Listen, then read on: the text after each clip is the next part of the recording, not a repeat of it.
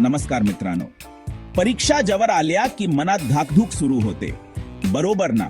आज मी तुम्हाला अशी एक गोष्ट सांगणार आहे जी तुम्हाला आठवेल की जेव्हा परिस्थिती कठीण असेल तेव्हा तुमचे मित्रच तुमचे सर्वात मोठे आधार असतात. कल्पना करा, भारतातील एका कॉलेज कॅम्पसमध्ये उन्हाळ्याचा उजाड दिवस आहे.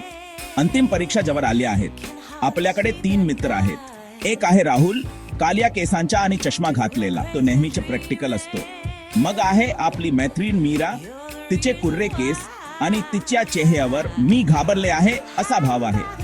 आणि शेवटी आहे अर्जुन, जो नेहमी हसरा असतो आणि असे वाटते की त्याला सर्व काही माहित आहे. मीरा डोक्याला हात लावून बसली आहे. ती स्पष्टपणे तणावात आहे आणि रडायला येईल इतकी दुखी आहे.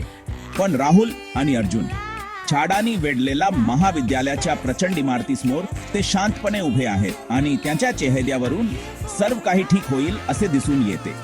अर्जुन पुढे येतो आणि त्याच्या नेहमीच्या शांत आणि आत्मविश्वासपूर्ण पद्धतीने बोलतो, मीरा, मला माहिती आहे की तुला जगाचे ओझे खांद्यावर पडल्यासारखे वाटत आहे, पण लक्षात ठेव, तू यात एकटी नाहीस. राहुल होकारार्थी मान हलवत म्हणतो, आपण यापेक्षाही कठीण काळ पाहिले आहेत आणि आपण नेहमीचे मजबूत होऊन बाहेर पडलो आहोत. मीरावर पाहते, तिच्या डोळ्यात आशेचा किरण दिसतो. पण जर मी गोंधळ केला तर? ती थरथरत्या आवाजात विचारते. अर्जुन हसत म्हणतो, मग आपण एकतर गोंधळ घालू आणि त्यातून शिकू. मित्रांचे कामचे हे असते, आपण एकमेकांना उचलून धरायचे. त्या क्षणी तिचा तणाव थोडा कमी होतो. तिच्या मित्रांच्या पाठिंब्यामुळे तिची चिंता दृढ निश्चयात बदलते. ते परीक्षा हॉलकडे जाताना वातावरणात एकतेची भावना पसरते.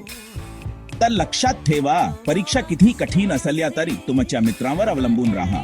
ते तुमचे सर्वात मोठे शुभचिंतक, तुमचे तणाव दूर करणारे आणि तुमच्या गुन्ह्यातील भागीदार आहेत. तुम्ही हे करू शकाल. ठीक आहे, आजच्या व्हिडिओसाठी एवढेच.